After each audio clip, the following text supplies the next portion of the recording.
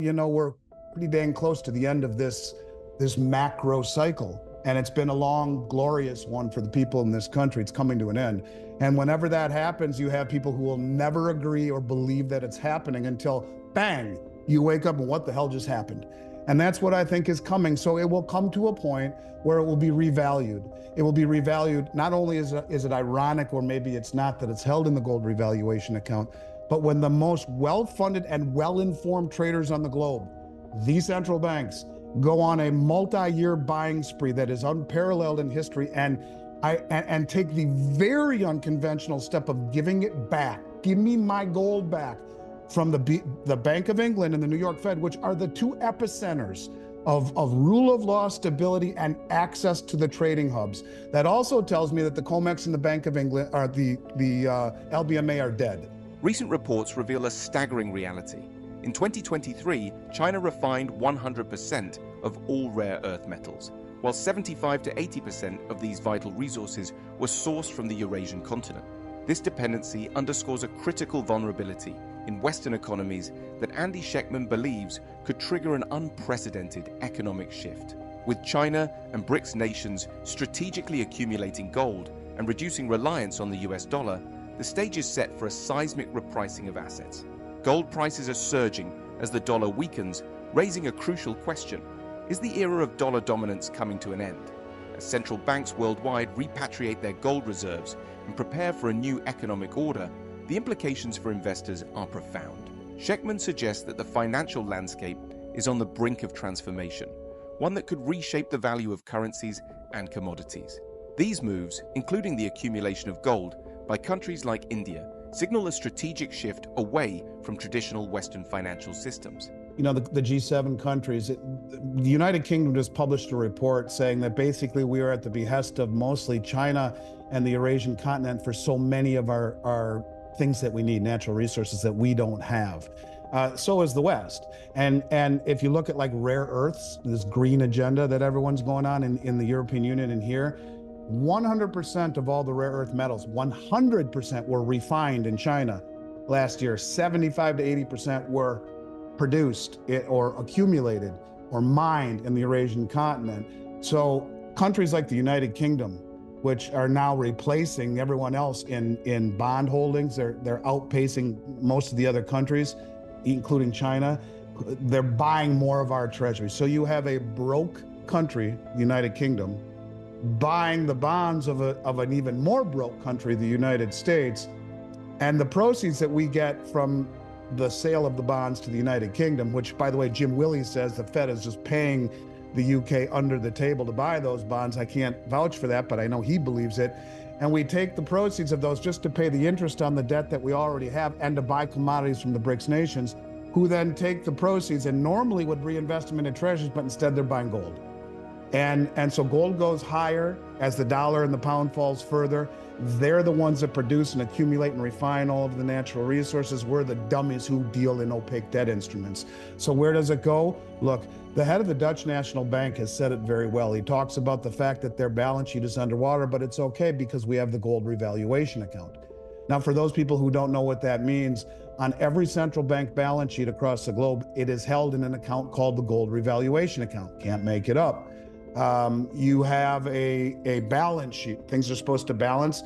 As it is right now, the central banks are not allowed to offset a liability with their gold. So if they have gold on the asset side, they'll have the exact same amount in the revaluation account on the liability side. They balance each other out. Gold is valued on all of those central bank balance sheets at $35 an ounce. Still, the Bretton Woods number. They never revalued it.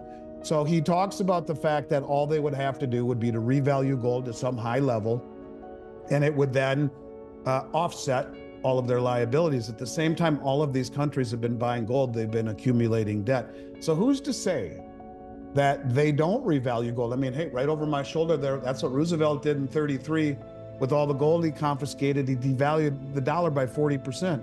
And up went gold. What are all these people talking about? The dollar devaluation. Even Trump and his new VP are talking about devaluing the dollar. And his presumptive head of the Fed would be Judy Shelton, is a gold bug and a gold advocate. gold backing the currency. All of these things come into play, but how high does it go? I think gold will go higher than anyone ever thinks possible. And it will be pegged to a new system and it will never come back down. Jim Sinclair used to say that all the time. Jim Rickards is saying $27,000 was the math he came up with. Even put it at $10,000. At $10,000, your balance sheet goes from putrid to pristine just like that. And it is what it is. The price is what someone will pay. Look at silver in Hong Kong or in Shanghai right now is $4 an ounce higher than in the West. And all of that silver is being arbitraged over. There was a new report that Vince Lancy just came out with talking about how China is buying all of the silver before it's even refined in South America. And they're paying way more than anyone else in the West. And they're gobbling up all of it at a higher premium before the West can even have any idea. And it doesn't affect the price because they're buying it before it's refined. And they do the refining back in China. So how high does it go? Peter, I think it goes higher than anyone ever thinks possible. And I'll tell you this, the most well-funded traders on the globe, yeah, that's the central banks, but they're also the most well-informed. And they know where this is going. And the fact that they're all buying it, the fact that they're all repatriating, to your point, it isn't a trade, it is the future. And the fact that the most powerful bank in the world reclassifies it as the only other tier 1 asset is massive. And it doesn't need to be trusted. It is trust. It is an asset that has no counterparty liability. So how high does it go? Higher than anyone thinks possible. Because if you look at a 40% backing, that means you have 60% monetary authority. You can manipulate and do your things in a monetary way with 60% of the currency. So you still have latitude to create money, to do all of these things, but within reason. But in order to make that work at 40%, gold will have to be much higher. So what we've been seeing over the past since 2017 is massive accumulation. Again, think of how the BIS did tier 1. They gave these countries 3 years head start to bring it home and accumulate it before they announced it.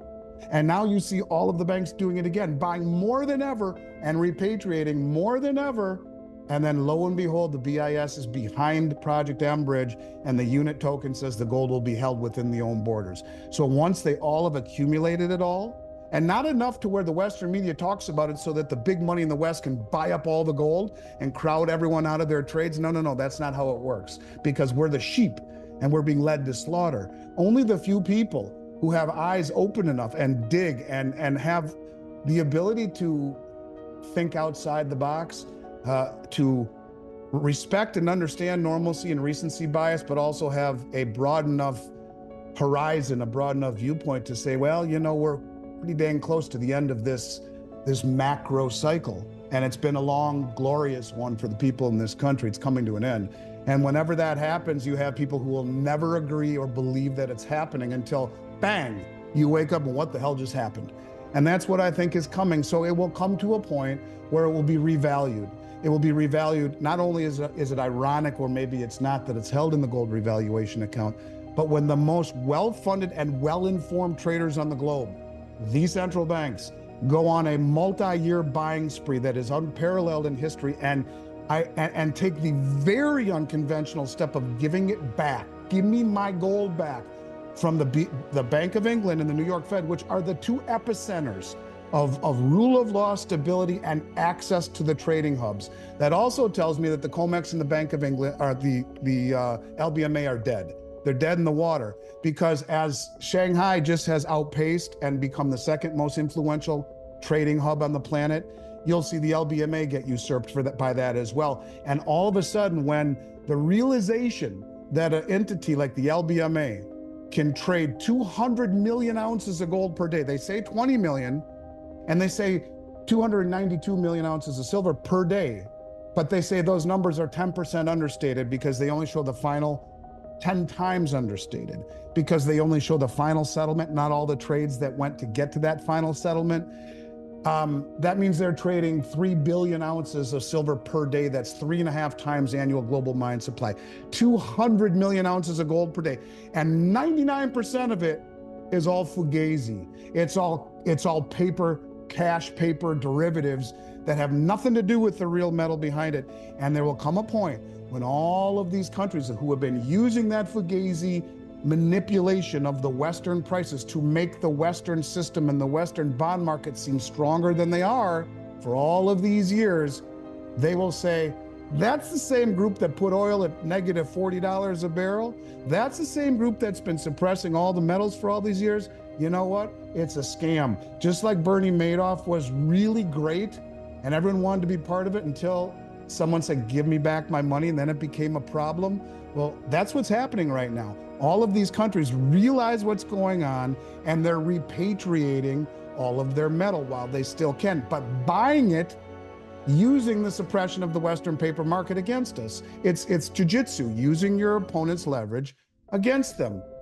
And just like the new BRICS grain exchange, which was just founded, they came out and they said, look, we produce more wheat, the BRICS nations do, than the West, and we consume all of this, yet we don't have the ability to control its prices because it's all controlled on COMEX.